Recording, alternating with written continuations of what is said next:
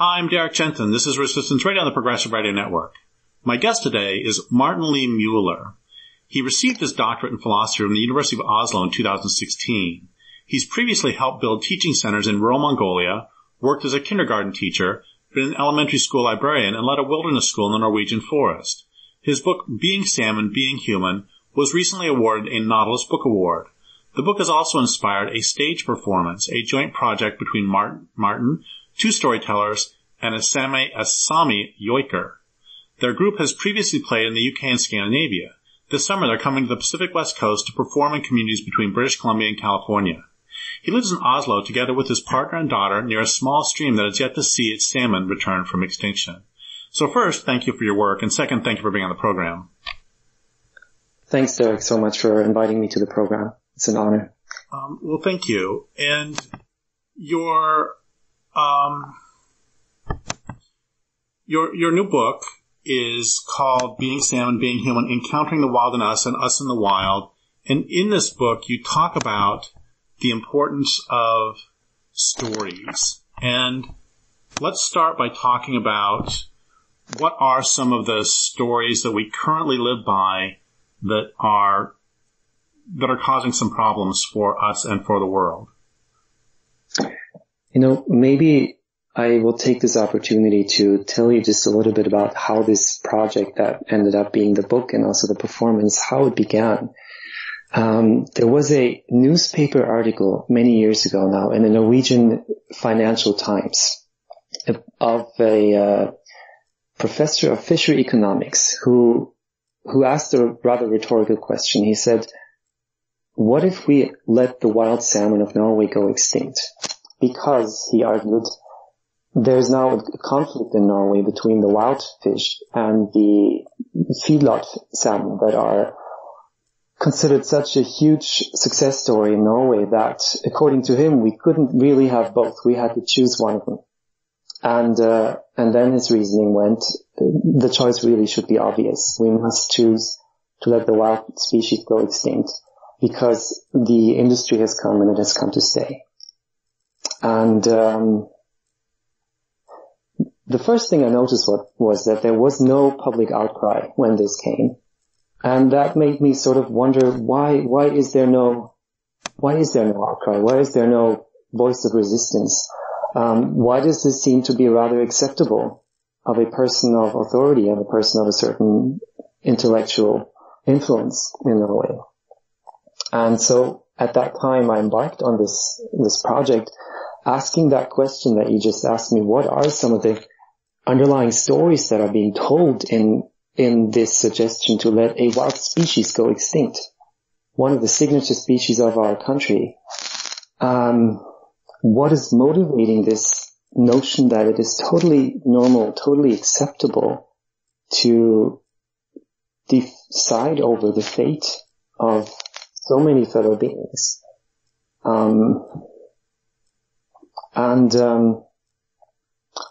One thing that I had to try to learn about was how are feedlot salmon looked at in Norway. And there is a word in Norwegian that describes sort of the story of the feedlot salmon. It captures sort of the essence of what the public authorities and influential institutions think this is. The word is called lakseeventyr, and there are two translations for it into English. You can't really translate it directly, but one translation is the salmon adventure, and the other translation is the salmon fairy tale. So in the word resonates a certain evocation of national romanticism, of the nation building period, of a period where Norway tried to pull itself out of centuries of having been dominated by other nations such as Denmark and Sweden. So the salmon story is considered a remarkable and breathtaking success story here in Norway. The feedlot industry is considered that breathtaking success story. So much so that some influential politicians, but also members of the royal family, have repeatedly said and suggested that feedlot salmon should be considered a part of the Norwegian identity. So in other words, we have clearly an exploitative industry that is entertaining close ties to politics, but also to the royal family here. And over and over again, we see that this is an articulation of the story of separation that we, have suffered from for centuries. And it is in some ways re-articulating itself now with the authority of science, with the authority of political power, with financial power, with technological ingenuity. And it is considered hugely successful. But of course, there are downsides to it, and I'm sure we'll have a chance to talk about those as well. So there's a few directions I'm thinking as you say all this. One of them is that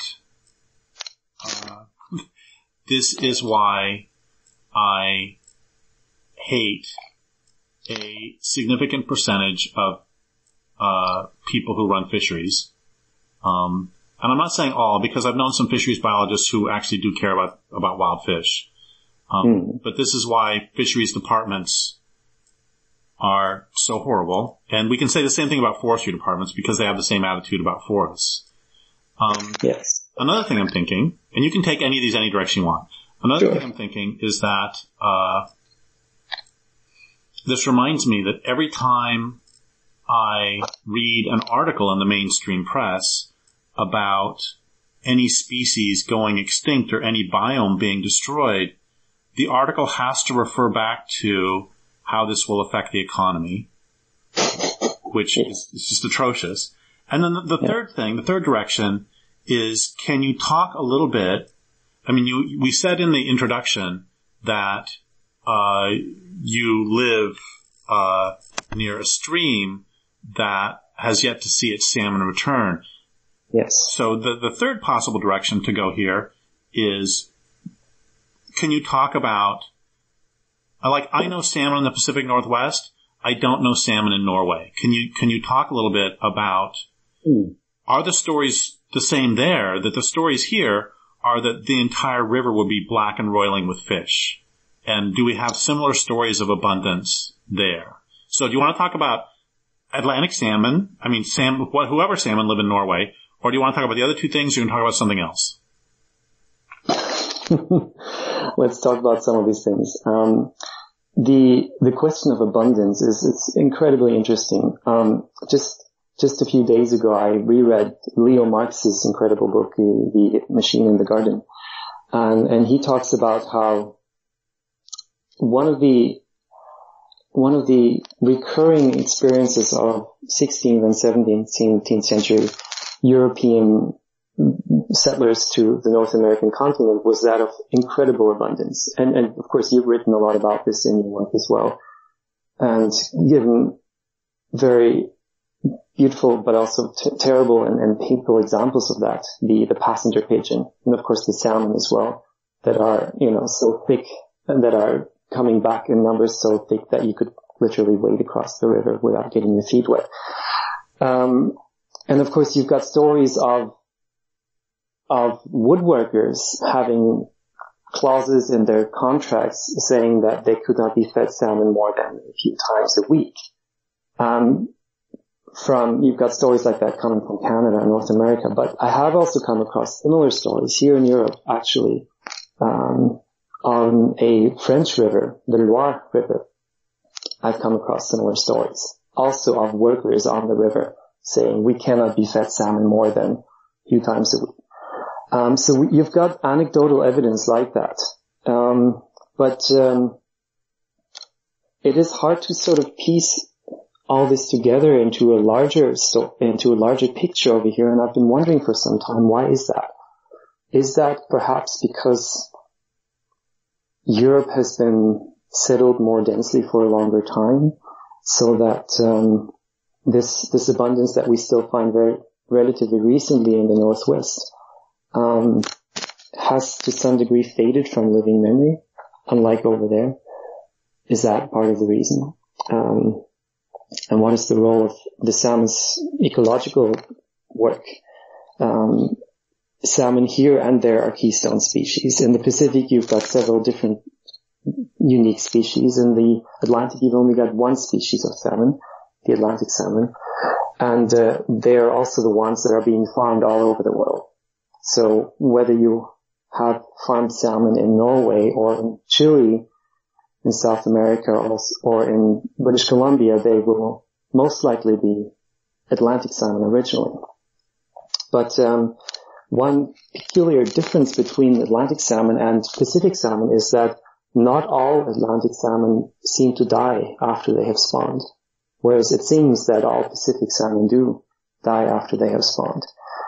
So there is that difference. However, it does seem that the overwhelming majority of Atlantic salmon does also die after they have spawned.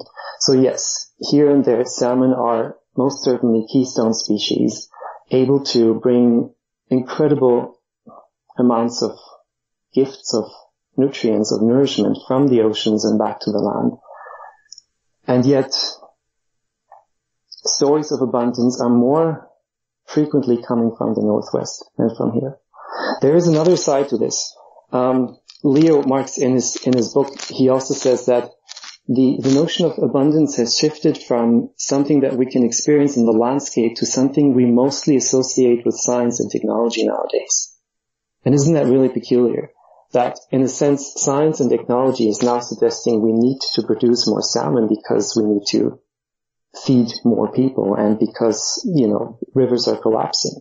But of course, in creating that logic, they also create a kind of positive feedback loop where more confinement leads to poorer rivers, to there being fewer wild fish, to there being fewer opportunities for wild fish to return, which in turn strengthens the argument that we should have more contained fish.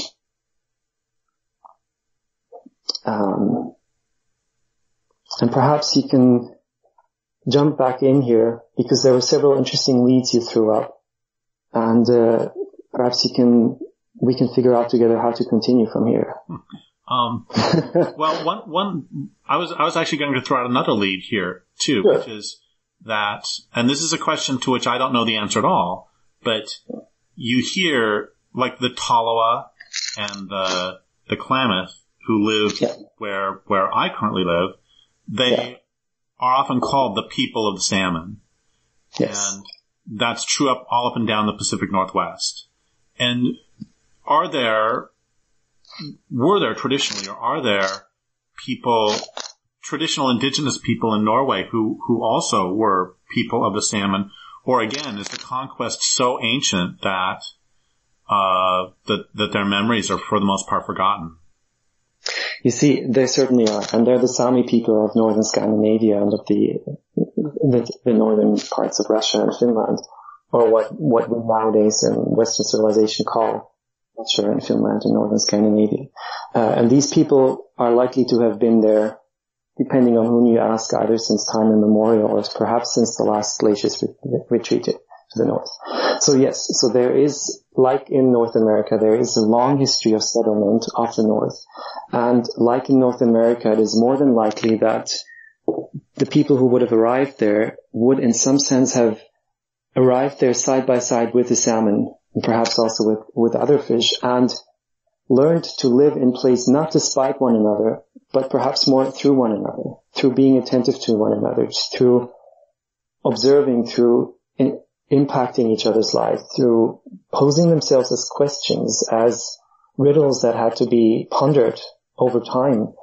And this community of Sami people, of course, has suffered some of the same traumas and losses that North American indigenous communities have suffered. They too were denied until very recently to speak their mother tongue. They too were taken from their families as children and put into Christian boarding schools. They too were shamed for being indigenous peoples. And in doing so, of course, much of the tradition has gone underground or to some degree disappeared, but of course it never disappeared fully. And there is now here a Renaissance movement becoming more and more visible in people trying to listen to the land again, trying to be attentive again to the voices in the land that are both human and more than human, and to find ways of moving forward that are of our time, but that are also resonant with tradition that would have enabled people to live in these lands for a long time. And I'll give you some examples. The metaphor of the gift is something that we encounter over and over again when we visit indigenous communities in the Pacific Northwest, especially. The notion that to create any kind of functioning long-term economic agreement between the salmon and the human communities, you would need to somehow remind yourselves collectively over and over again that this is essentially a gift relationship. It's a relationship of agents offering themselves and gifting themselves forward, so that what emerges is not a relationship of exploitation, but a relationship of contractual peers, of a more than human alliance that is held in precarious check by gifting itself forward in different ways. Salmon gifting themselves in their flesh, bringing this incredible richness from the oceans, a gift of the oceans that they bring to the land and to people, but also to bears or vultures or Sitka spruce trees or Douglas firs.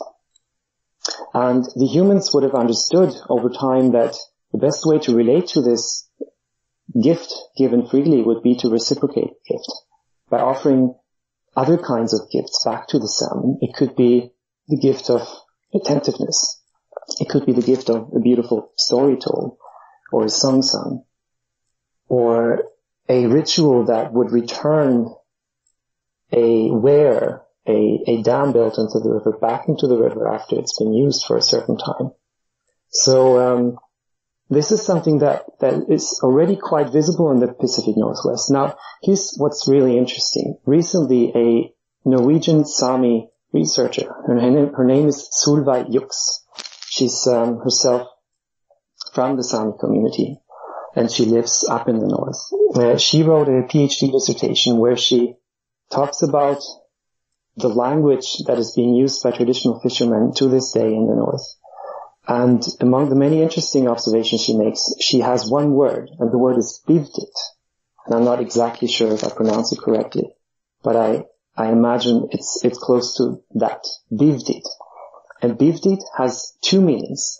It means to fish in the sense that we speak of fishing, in the sense of I fish that fish, I catch that fish. That's a kind of subject-verb-object relationship. But there's also the inverse of that, because it also means to ask for permission to be receiving the gift of the fish. So the word itself keeps open an alertness to the reciprocal nature of encountering wild salmon in their rivers. It keeps open an alertness to their subjectivity, to their agency, to the possibility that they may gift themselves, but they may also withhold themselves. And so isn't that interesting that we have these different cultures living on different continents that perhaps independently have discovered this incredible notion of the gift.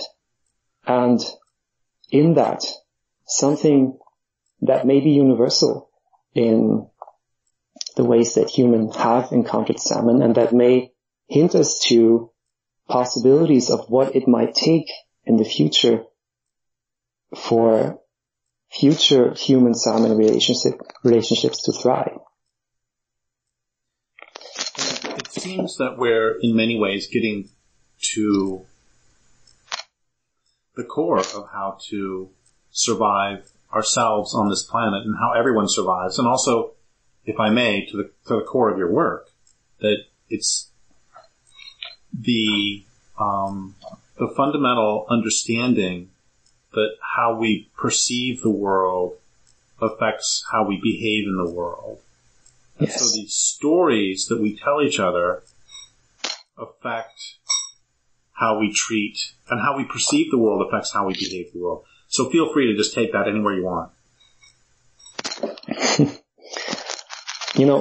One interesting observation about the story of separation, or the story of human dominance, is that it's largely self-proclaimed, and it creates this aura of being normal or commonsensical, of being inevitable.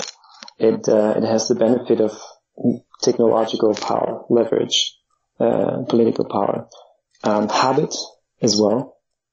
And so it creates this almost impenetrable screen that makes it seem almost like the air we breathe, that invisible, that transparent. But it remains largely self-proclaimed. And what if we were to reverse the burden of proof, we could say? What if we were to simply say, we no longer take this story for granted? We say, we look for a different kind of authority, a different kind of legitimacy that is not self-proclaimed. And what could that be? And how could we speak of it? And this makes me think of some wonderful writers, such as Freeman House from the Mittol River, or Douglas Christie, a theologian who's written about salmon, or David Abram, my mentor, or Janet Armstrong, who has written so beautifully about salmon as well, and many others. And looking into the work of such writers, what we find is that the legitimacy that they evoke is one that is bequeathed by others, by river, by the voice of thunder, by forests that are being nourished by the return of the salmon. And through their work, it seems to me, they strive to give voice to these other beings so that all these voices can convene and be heard in human speech, perhaps in poetic speech, but perhaps also through the beautiful eloquence of scientific speech, so that they may once more inform the human community and inform us of our responsibility to remain curious and open to the presence of these others, to the weird and different ways in which they are in the world that are so unlike our way of being in the world and yet so real. And isn't that the kind of legitimacy that actually has a far more fundamental embedment in the living world? And how then to turn this into political action is, of course, a very difficult question.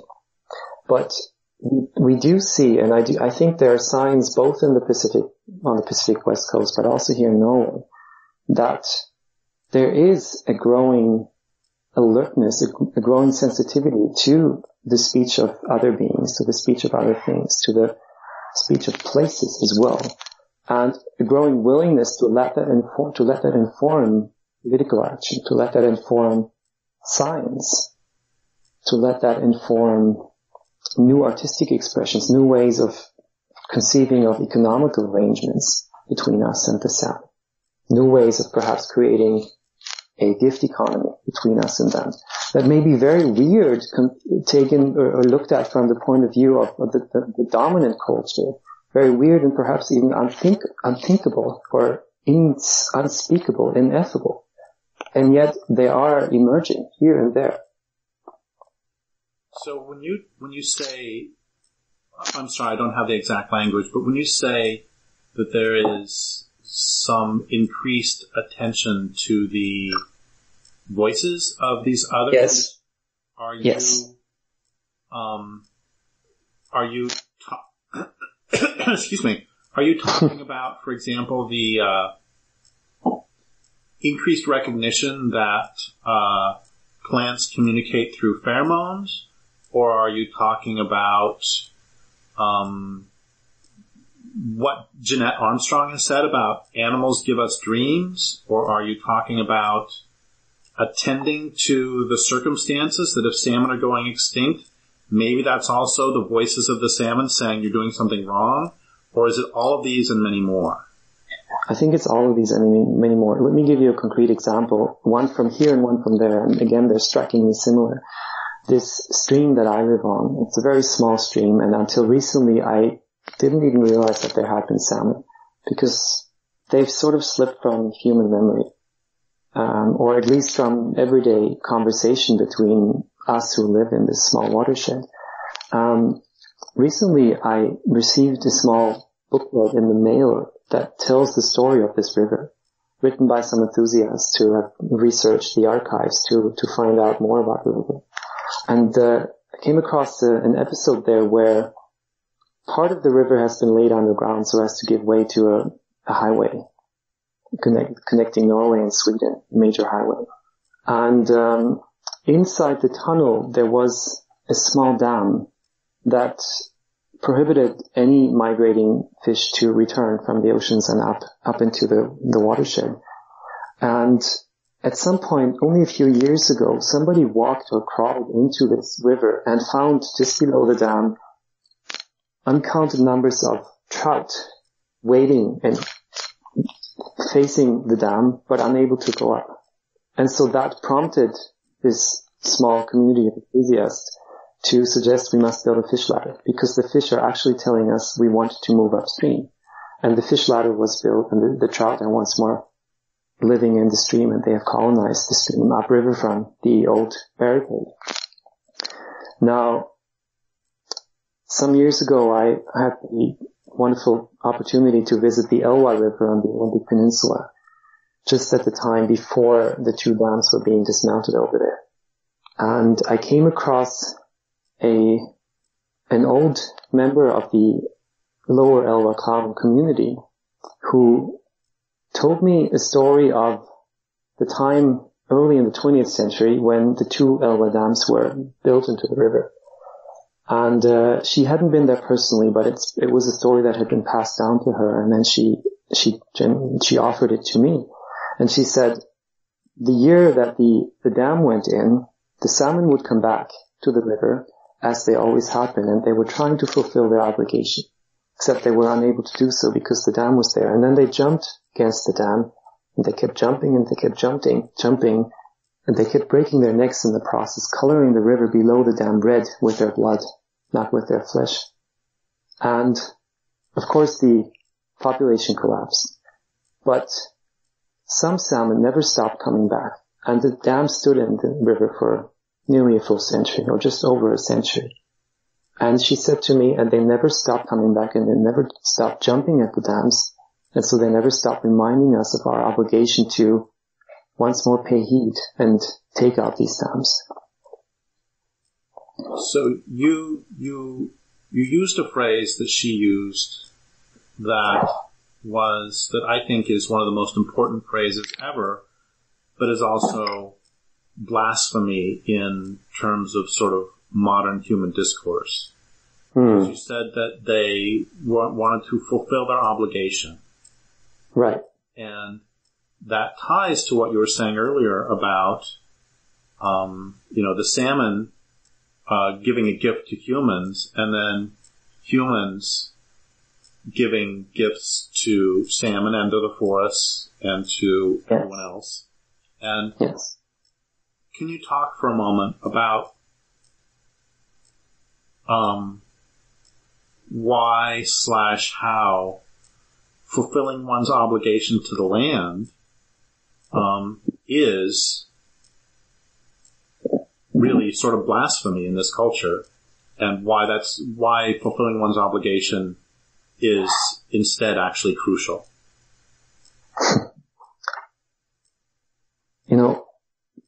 Part of the architecture of the story of separation, or the story of humans as the dominant being the apex of evolution, is that we are entitled to use everyone according to our own dreams and desires. And of course, this is something that you, again, also have worked a lot on and argued about.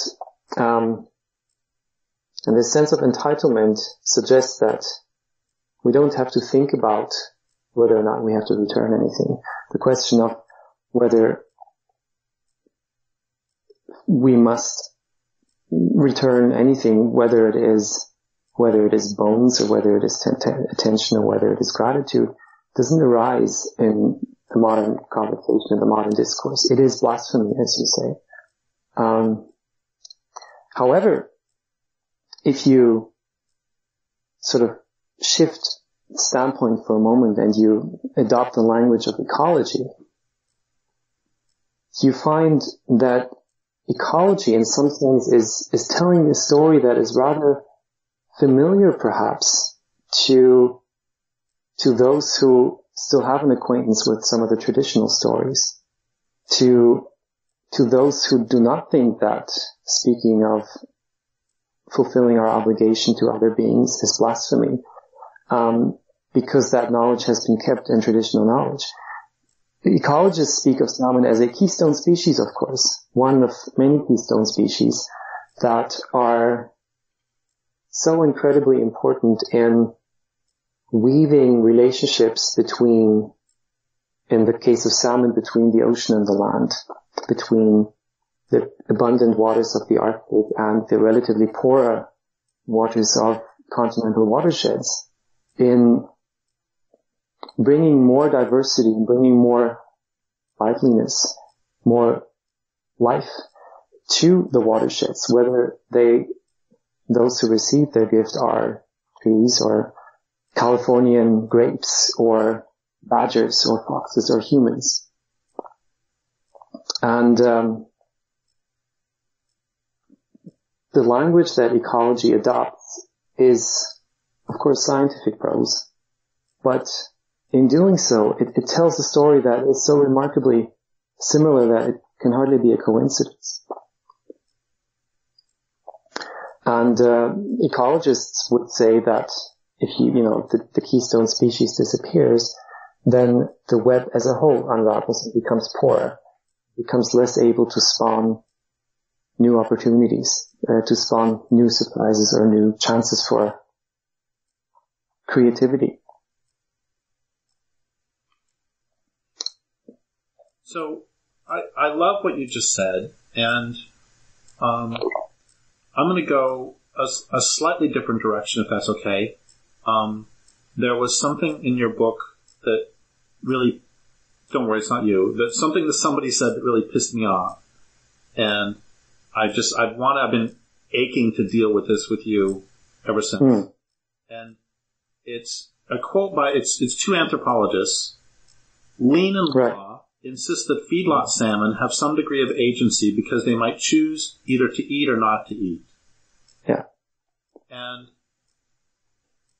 the reason this pissed me off so much is because you are one of a handful of philosophers that I don't hate. And, Kathleen Dean Moore, David Abram, Neil Emerton, of course. There are a few philosophers who, there are so many philosophers out there who have, in some way or another, justified atrocious behavior. And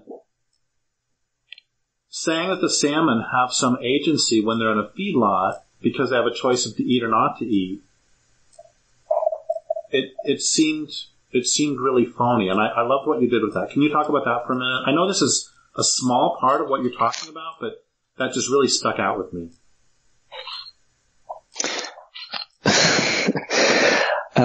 Let's see. There's this...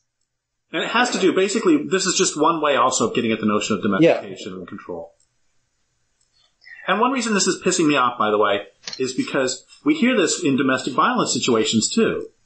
And we hear this is all through the culture, that it's like, here's the thing, is that, people will get mad and they'll say, you should you are responsible for maintaining this culture because you went to the grocery store to buy food. But it's like, look, I can't go to the stream back here and get salmon because the salmon are gone, and now you're saying I'm choosing to go get food, but that choice has been constrained already. So it's sort of opening up this whole big other question. So that's what I'm trying to get at. Let's try to tease out a few things here, even though the question, of course, is huge. But there was a presentation once, a keynote speech at a big conference on the future of salmon here in Norway, where one of the keynote speakers said the essence of happy salmon for the future is that, or the way we know that we are dealing with happy salmon is that we see that they thrive best in confinement. So a happy salmon equals a fish who thrives best in confinement. It equals a fish who has been bred to be insatiable, a fish who may have been bred to no longer know the ecstasy of spawning new life because she's, what's the word? Sorry, you're going to have to help me out here. Sterile. And it, of course, it relates to this anthropologist sensation or suggestion that, if fish are giving nothing else except for the possibility to eat or not to eat, then they possess a certain kind of agency.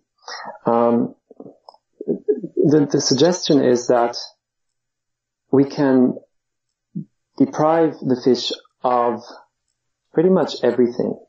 We can deprive them of rivers, of the ocean, of the passage of the moon and the sun, because they're going to spend half of their lives inside factory halls. And we can deprive them of community. We can upset their social behavior again and again by pumping them from their freshwater tanks inside these factory halls and sorting and grading them with machines so that we end up with uniform masses that will grow uniformly to even size at even rates, unlike wild fish. We can keep manipulating them in any way we can possibly conceive of and we can possibly craft and sort of technologically speaking. And yet it's all okay as long as we have some kind of extremely minimized or minimalistic sensation of salmon welfare as the absence of suffering or some kind of... It's even less than that because they have the choice to eat or not to eat. Just like they could put you in solitary confinement and you have the choice to breathe or not to breathe. Exactly. Except you don't actually have that choice because, like we went into earlier, they're bred to be insatiable. So even that choice is being bred out of them actually. But there's the sensation that if we sort of follow strict technocratic rules, we can create conditions where salmon will actually thrive. And so the fundamental premise is that we can artificially create situations where these wild beings can thrive. And I think part of the problem is that this fundamental assumption is in itself deeply problematic, of course, is the notion that salmon can exist outside the context of a relationship that she is born into in the river. And of course, we could, take this conversation into human relationships as well. And I think that is part of the fundamental assumption that is very rarely acknowledged in conversations on feedlot salmon. Is who are these creatures? And who are these creatures not as isolated sacks of bones and skins, but as related beings, as beings who are keenly sensitive to the passage of the sun, who are keenly sensitive to changes in temperature in daylight, to the pattern of snowfall or a thunderstorm. And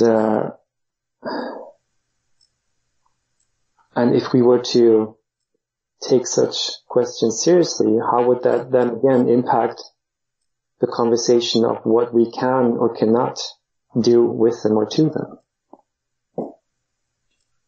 So we have about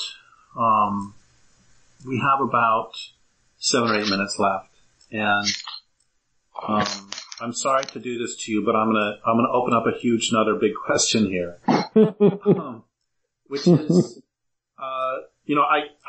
I read your book a long time ago. I mean, earlier when I gave it a blurb, and then I was reading it again last night, and I got really sad, and it wasn't because of your book at all. The book's magnificent, but I got sad because of how far we have to go.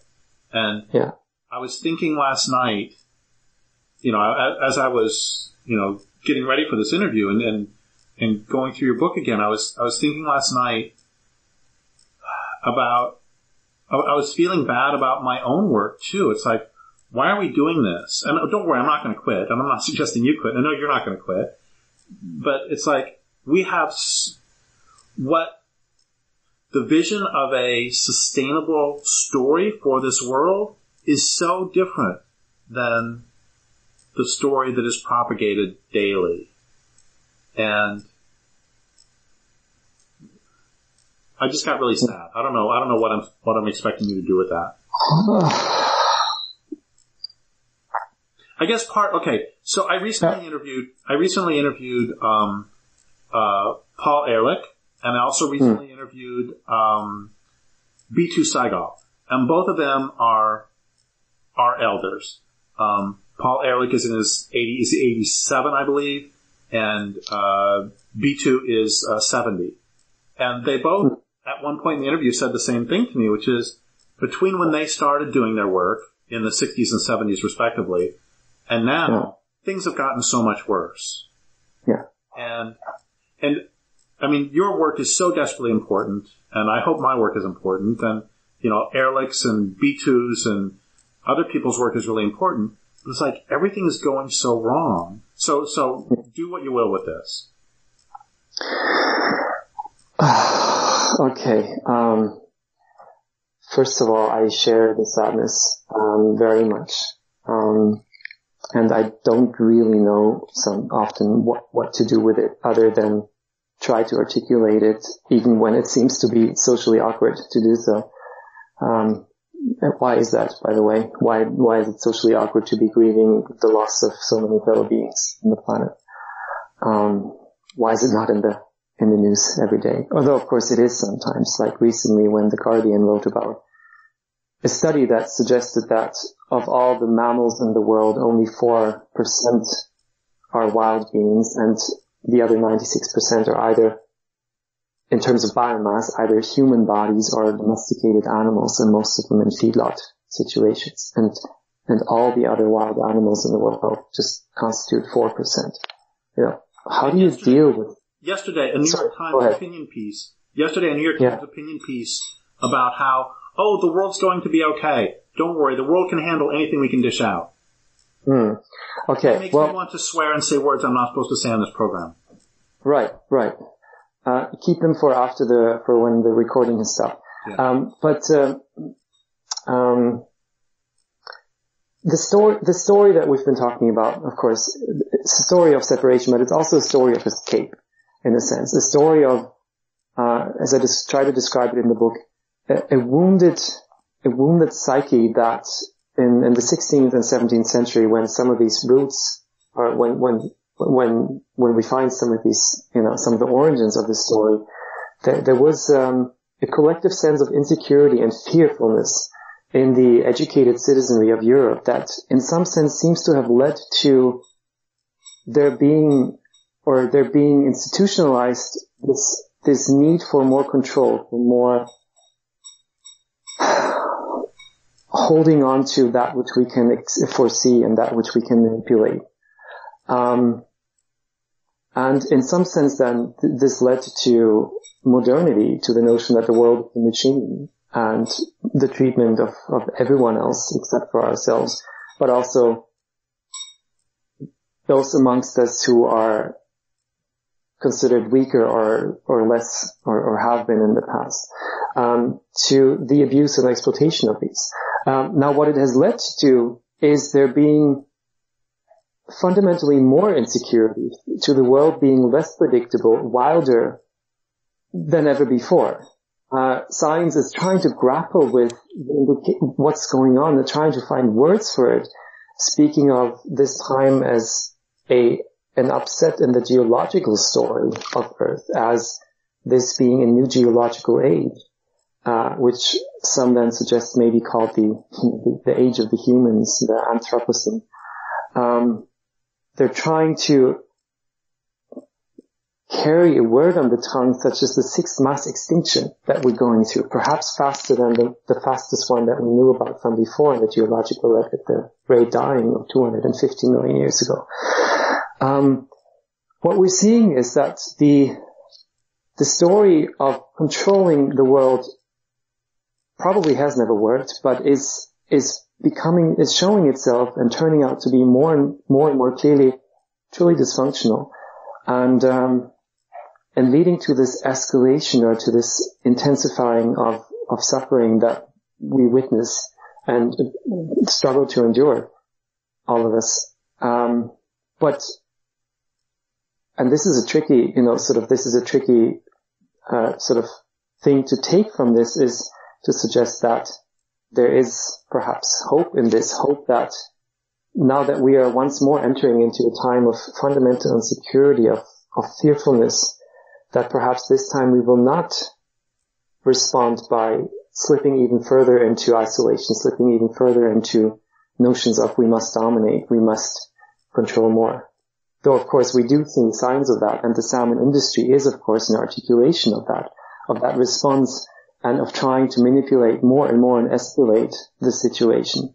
But we do also, as we've spoken about in the course of our conversation, see that there is a resistance, that there is an uprising of those who simply refuse to be drawn into the gravitational field of that story, who say, I stand here, and to me trees and rivers are holy, and salmon are sacred beings, and who will not be fooled. And what if more and more people are waking up? And how could we encourage one another to stand courageously in such recognition, in such acknowledgement, in such humility, but also vulnerability? How could we carry each other or help each other not crumble, while we also try to endure and to remain receptive to the suffering? But also, how can we remain receptive to the beauty that does sprout amongst us? And of course, salmon, again, are such a wonderful example of that, of the resilience of the biosphere, of the resilience of the wild things out there. Having seen through their evolutionary story several advances of ice ages coming from the Arctic regions and moving, closer to the equators, and having seen their birth rivers swallowed by these mountain ranges of ice, and yet for perhaps 6 million years, the salmon were able to recolonize these barren lands over and over again. And 100 years of isolation in the Elwha River didn't make them go extinct either. On the contrary, just weeks afterwards, the first wild salmon kept coming back. So there is this ongoing sprouting and spawning and birthing also, that is also just as real as the very real suffering and the very real destruction. But there's no simple answer to this. It is complex and confusing and terrifying, but also beautiful and also humbling, and still able to inspire wonder, and still able to spawn surprises and fresh life and more life. Well, thank you so much for all that, and thank you for your work. And I would like to thank listeners for listening. My guest today has been Martin Lee Mueller. This is Derrick Jensen for Resistance Radio on the Progressive Radio Network.